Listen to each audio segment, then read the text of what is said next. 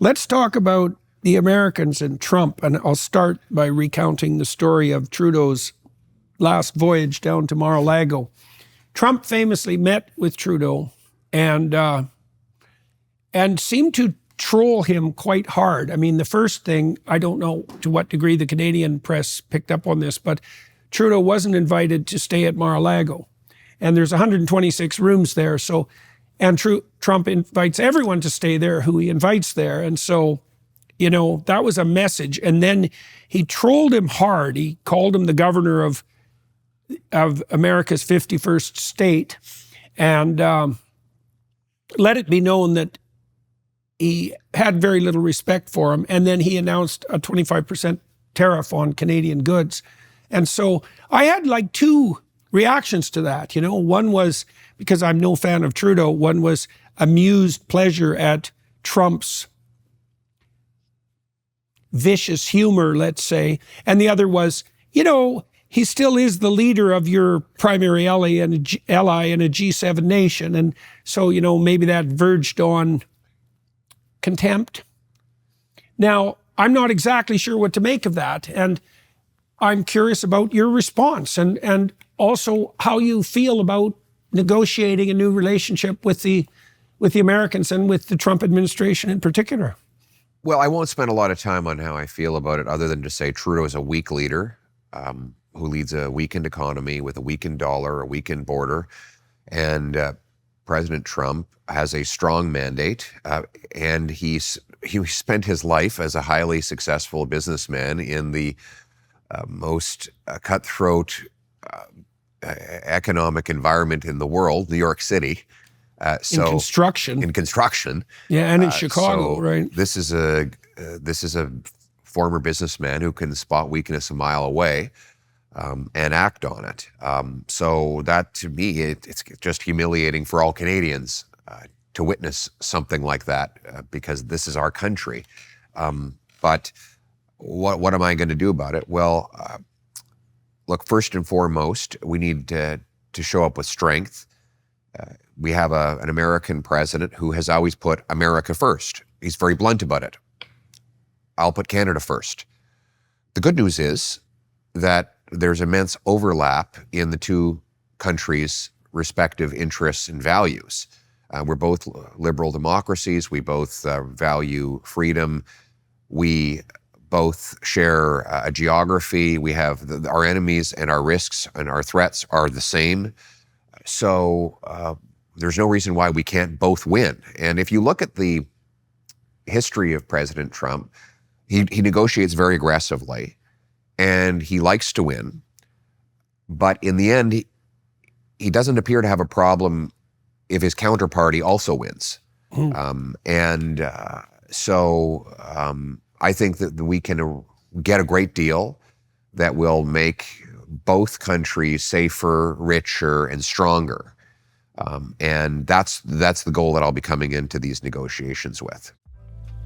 Are you tired of being held back by one-size-fits-all healthcare? Of having your concerns dismissed or being denied that comprehensive lab work you need to truly understand your health? I want to tell you about Merrick Health, the premier health optimization platform that's revolutionizing how we approach wellness and longevity. What sets Merrick apart isn't just their cutting-edge diagnostic labs or concierge health coaching, it's their commitment to treating you as an individual. Their expert clinical team stays at the forefront of medical research, creates personalized, evidence-based protocols that evolve with you. Unlike other services that rely on cookie-cutter solutions, Merrick Health goes the extra mile. They consider your unique lifestyle, blood work, and goals to craft recommendations that actually work for you, whether that's through lifestyle modifications, supplementation, or prescription treatments. And with a remarkable 4.9 out of 5 rating on Trustpilot, you know you're in great hands. The best part is you can get 10% off your order today. Just head to merrickhealth.com and use code Peterson at checkout. That's merrickhealth.com, code Peterson for 10% off. Stop guessing and start optimizing your health today with Merrick Health, because your best life starts with your best health.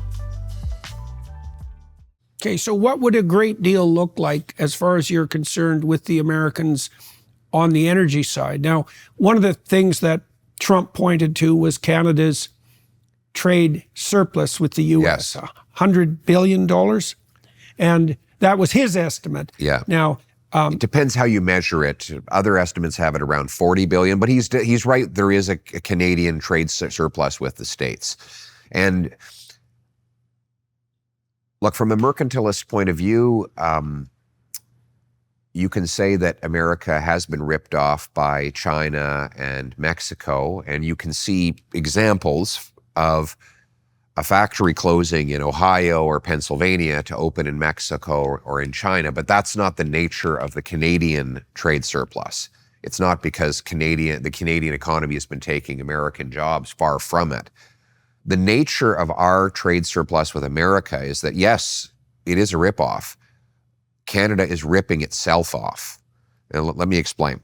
Our entire trade surplus and more is due to oil and gas, because we export about $120 billion of oil and gas to the United States at enormous discounts to market price, because we have been so stupid and our bureaucrats have been so obstructive and woke activists have been so fanatical that we have not been able to develop the infrastructure to refine and transport our own energy to world markets.